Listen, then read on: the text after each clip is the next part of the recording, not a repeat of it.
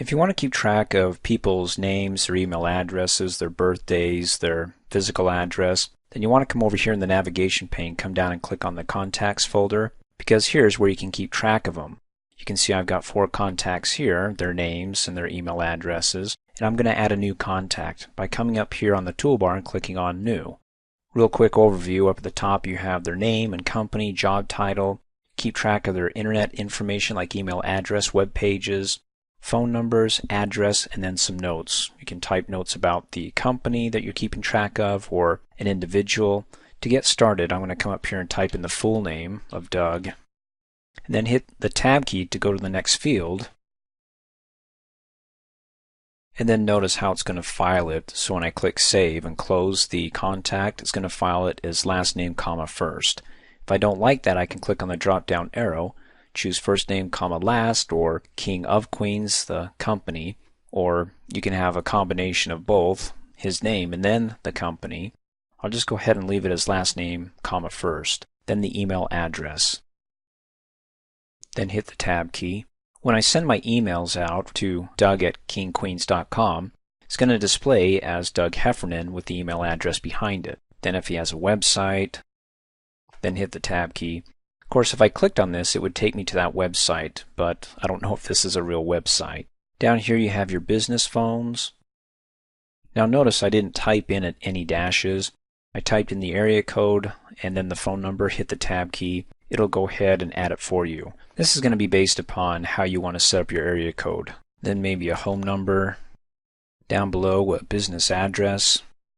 Now if you haven't noticed, next to each one of these fields here, they have a drop-down arrow. So in other words, if I have more than one email I want to keep track of, or business phone number or home phone number, I can click on the drop-down arrow and say this will be home number 2. So if they have a second phone number I can reach them at, I'll go ahead and type it in here. Just keep that in mind because right now it's saying home 2, so I don't accidentally call this number, but I realize if I click on the drop-down arrow, I can go ahead and go select back to home, and that's the default phone number I'd like to use. Same holds true down below, where if you have additional addresses, you can click on the drop-down arrow and say, well, this one's going to be the home address, but notice for the home address that this isn't the mailing address. It's not defaulted, but the business is, so I can type in a different home address. And then when I'm finished, of course, I can switch back to the business address, and this is the mailing address.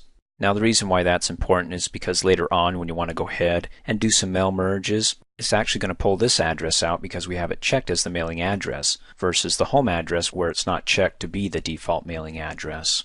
Finally, after I enter in all the information I'd like to keep track of, I can come up here on the Contact tab to the Options group and assign this contact a category. Click on the drop-down arrow and say that, well, Doug belongs to the blue category. If I don't like the name blue category, I can come down here and click on all categories, and where it says blue, select it, and then click rename, and then I can type in something like business.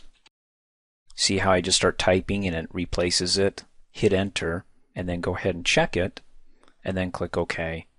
Now I have this blue bar up at the top that indicates to me when I'm in this view that this is tied to this category, which is the business. Now if I want to get rid of it or clear it out, there's a couple ways you can do it.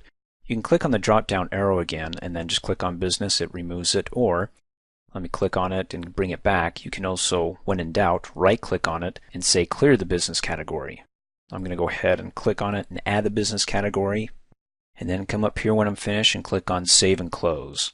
There we go. Now this is a whole lot of information that's being displayed here for Doug. So just looking at it from the business card point of view and the current views here, you can see that I can pick up some information right quick. I can pick up the phone number and just look it right here without having to double click and open it up to find the phone numbers here. You can also delete the contact when you're finished by either opening it up and clicking on the delete button here, or close out and just right click and delete it here as well. Once you delete it, it dumps it right to the deleted items folder. Remember that's back in the mailbox or the mail folder view. Go to the deleted items and there's the contact. Now to put the contact back into the contacts folder, I can just click and drag it and dump it right on the contacts. Click on contacts and there he is. Now remember how we added the category business to Doug Heffernan here? Well, the purpose of it is right now we're in the current view as business cards. It's displaying as little cards here. If I change the view to by category, notice I have all these up at the top that aren't categorized, but down below I've got Doug under the category business. That way it's a little bit easier to keep track of who I'm looking up and what category I want to look under for business, Doug Heffernan. Double click, open him up, go ahead and close out, and then I can go back to my regular business cards view.